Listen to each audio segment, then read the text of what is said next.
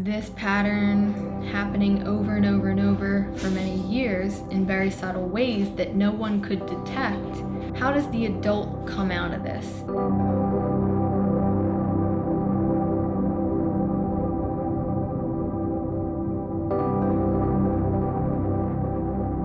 So in this video, I want to talk about A, what gaslighting is, B, how does it happen, where does it come from culturally, and C, what the individual can do to heal this pattern in themselves. The definition of gaslighting is to manipulate someone into questioning their own perspective of reality. Obviously, that can be applied to a million different examples, a million different circumstances, where someone could be manipulated into questioning their own opinions, their own feelings, their own beliefs, basically just questioning, their own reality, what they are seeing in the world. So this is something I've been learning a lot about recently, because it honestly hits kind of close to home for me. This is something that I didn't even know about, and I didn't even know that it was so relevant to my own life experience. And this is why I want to share it, because I've come to believe that gaslighting is kind of an epidemic problem, and that a lot of people are victims of gaslighting very much in an ongoing way, and they don't know they're experiencing it. Furthermore, I want to say, before I launch into all this, that it is my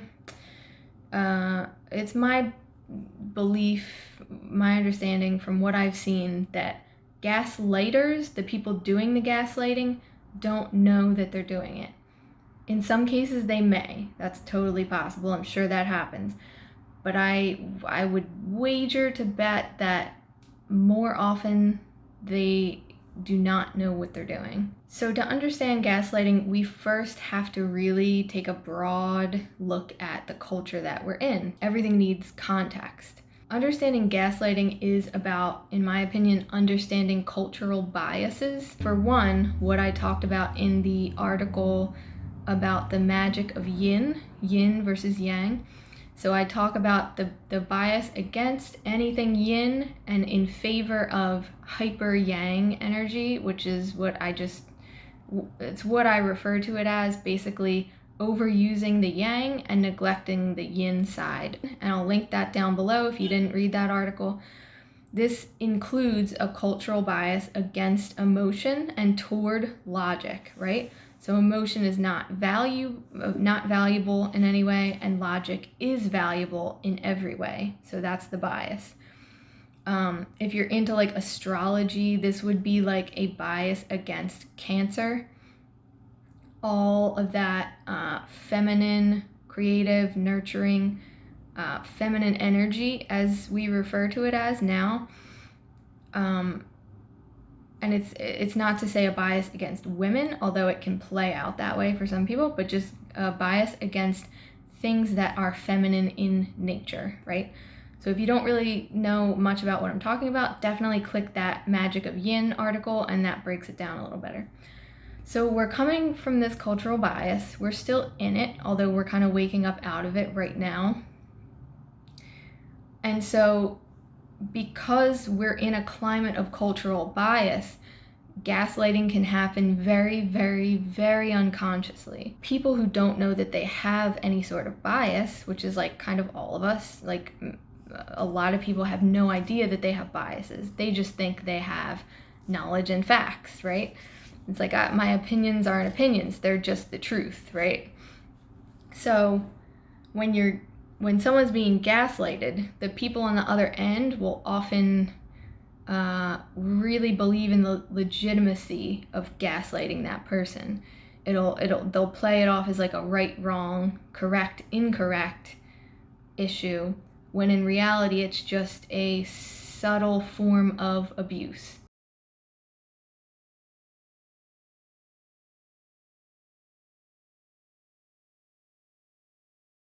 Some symptoms of someone who's been gaslit continuously throughout their life. A, they won't readily give their opinions, so hesitance, wishy-washiness, someone who, if you ask them, like, how do you feel about X, Y, and Z? They might struggle to answer any of that. It's not that they don't know how they feel.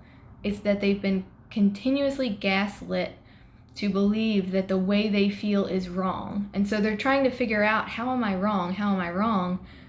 And someone's asking, how do you feel? And it can't come out. It's not necessarily everyone, but that's one way it can play out. B, in addition to the uncertainty, you can have this I'm not allowed feeling. So same thing, I'm not allowed to think this way, feel this way, do these things. It's just this underlying sense of being wrong, or constantly looking and thinking that you're constantly second guessing. Here's a concrete example. Let's say you're looking at a picture, and that picture, the color of that picture is blue, and you're surrounded by 50 other people, and those 50 other people tell you that picture's yellow. You're correct as far as like science and the spectrum of color goes. You may be correct in that it is blue, but the fact that those other 50 people around you insisted to you that you were wrong, essentially it's like, it opens up this new reality that it's manipulative. It's not technically real. Like, it's not sound. It doesn't hold up over time. But because everyone else agrees that it is the reality, it creates a reality. And so your reality can be accurate, your perception can be accurate, but because there's no agreement, there's this sense of, you can have this sense of like grasping for reality, and this anxiety of like, what is true and false. So people who experience a lot of gaslighting, and I'm not talking about like hardcore trauma, like people who were like kidnapped and abused for years. Like, I'm not talking about, obviously, yes, that, but I'm not even talking about anything that severe. I'm talking very subtle, very like cultural, like a good example is sometimes if you watch children are gaslit often because parents think that they're helping them. So for example, a child who's crying because they don't want to meet a stranger. So they're crying and they're hiding and they're pulling back because they're scared. They're uncomfortable meeting a new person. And oftentimes a parent will say, no, you're fine, stop. And they will push the child forward to meet the stranger. And then all the adults in that situation are agreeing with the parent, like, yes, everything's fine, stop, telling the child to stop having that emotion, that reaction. And so just that, it could be a minute-long situation where that happens, and that creates the cognitive dissonance, because it's like, here's my reality of what I feel in my body. So that's like I said, looking at the picture and it's blue, that's what's happening. That's definitely what's happening. And then you have this other group of people who are telling you it's not happening, or it's not allowed to be happening. So I know this is like maybe not the definition of gaslighting you've heard before. Like, we hear it in a much more general sense, like when people are being like completely manipulated and lied to and all this stuff. But ultimately, even in well-meaning situations with well-meaning people, there can be an accidental gaslighting. So when you grow up in a culture of people who tend to do that,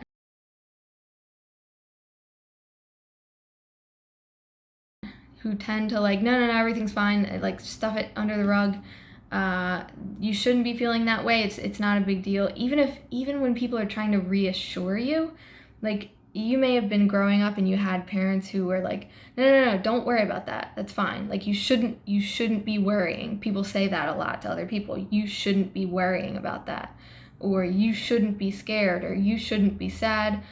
All of these you shouldn't be's, right, creates that cognitive dissonance again of like, And the person being gaslit is thinking, they're not consciously thinking this. What happens is it'll just kind of get stuffed into the subconscious as confusion. So the confusion is, yeah, but I did feel that. The confusion is, yeah, but I was scared. Yeah, but I was sad. And everyone told me it was incorrect. But I can't reconcile those two realities, right? I can't reconcile me seeing the painting as blue and everyone else seeing it as yellow. It can't be reconciled. So your only choice at that point is to go off on this like seemingly wild tangent of individuality, which especially in childhood, like it's just too scary to do something like that. Like kids are not able to do that because they are not, they're not the adults. They're not in control ultimately. They can't do that. Often they'll be punished if they try to do that. So what happens like 9 times out of 10, if not every time, is that you join the reality that is not your truth.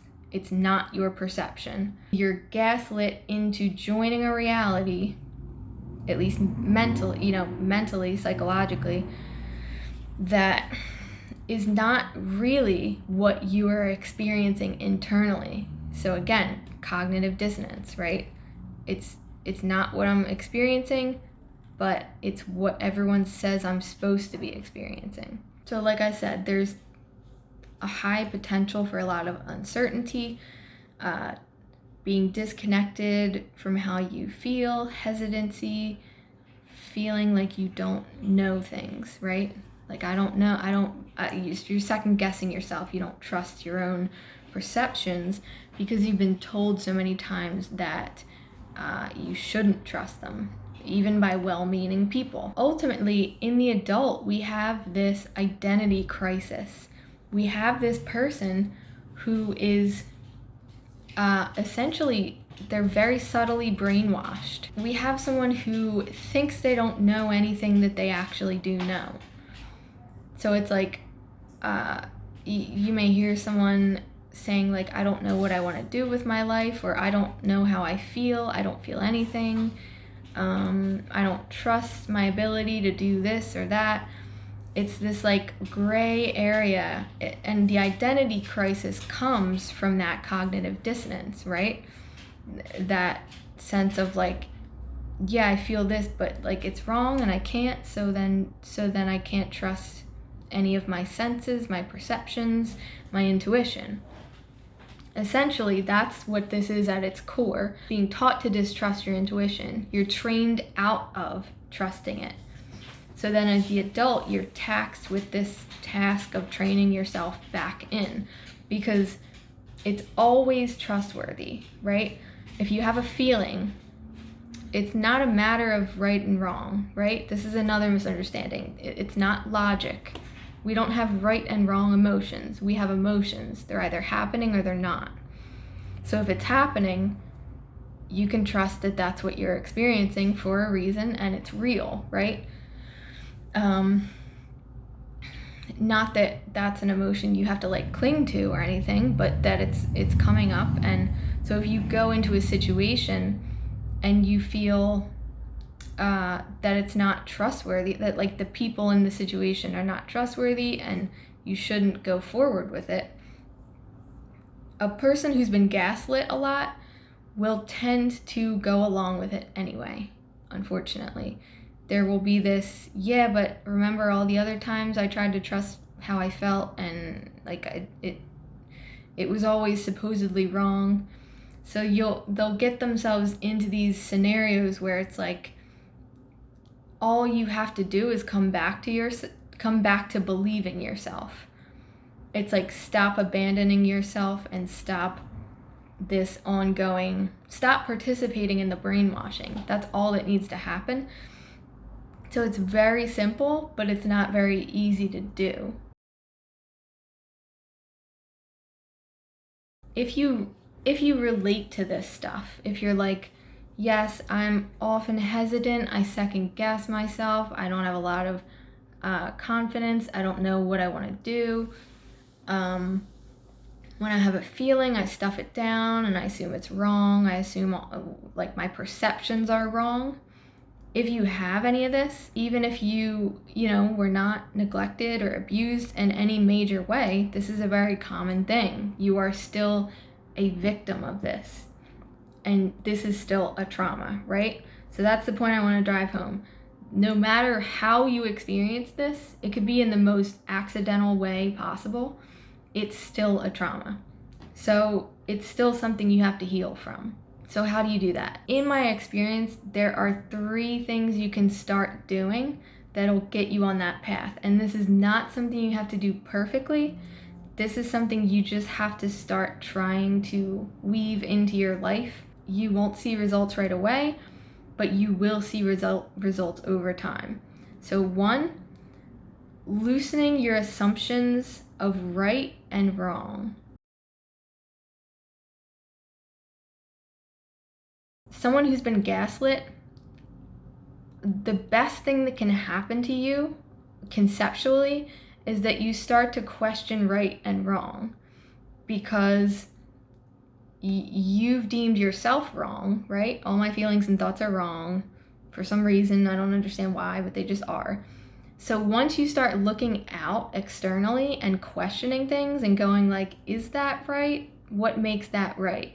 That's when you're on the right track.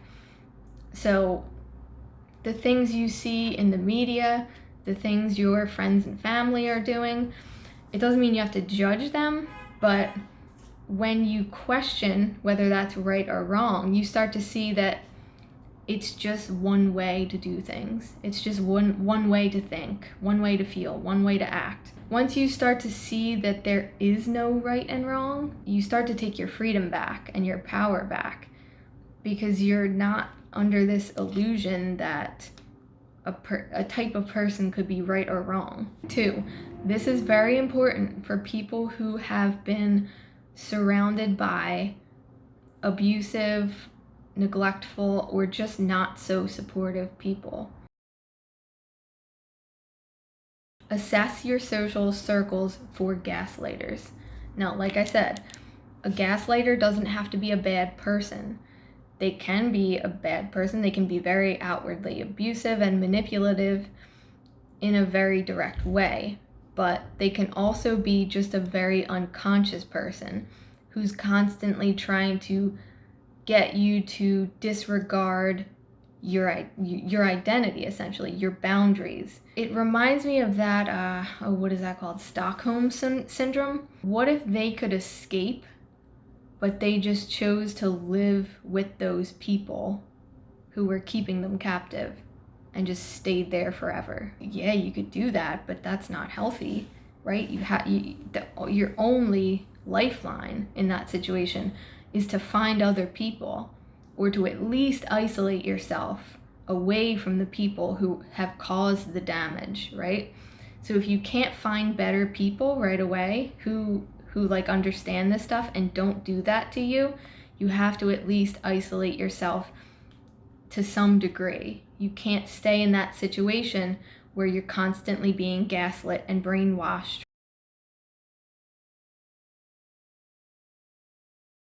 The final thing, take affirming actions. So this is what I talk about also in the boundaries series. I up on the blog, the 3-part series. This might tie in for you. You might like kind of relate to both of these things because they can go hand in hand. But taking affirming actions. So when I say affirming, I mean self-affirming. So if you feel a certain way, you say it. If something makes you uncomfortable, you say it. If you have a goal or a dream to pursue, you start taking action toward it. If you have thoughts, you voice them or you write them down. Like self-affirming actions are the opposite of like suppression, right? Self-suppression, self-abandonment. Because when you have a feeling, like I feel extremely depressed today, I don't know why. When you suppress it, you're actually abandoning yourself in your own pain. When you take affirming action, you are agreeing to the reality that you experience. So going back to that situation with the yellow and the blue photo, and you see it blue and everyone else sees it yellow, a self-affirming action is like like owning that you see it blue. And by taking those action steps, instead of just doing nothing or just not dealing with it, you're bringing your reality into your reality. Like, you're bringing your perception and out to the forefront, and you're saying, this is what's true for me. This is the truth for me. Doesn't mean everybody's going to agree. In fact, if you're in one of these like gaslighting type, if you have a family like this or a friend group, you're going to get a lot of dissenters. So another thing when you're coming out of this is realizing that when you take those affirming actions, you may have a bunch of people around you telling you that you're wrong. And that's par for the course. That's part of being in this environment that caused you the trauma in the first place, right? So it's having to take that standout action. So these are just a few things to know, to think about. If you relate to this, you can leave a comment below. I would like to hear your perspective, if this hits home for you. This was something that for me was very, very buried. I had no idea that this was like in a part of my experience. It explained so many confusing situations, and just like pain and cognitive dissonance and confusion.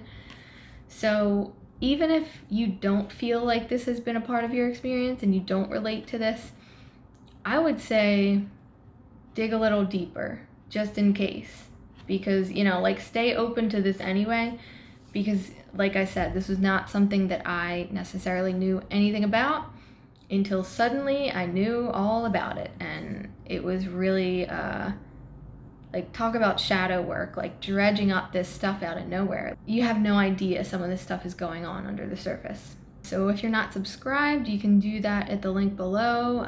Check out the Facebook group, and I will see you next time.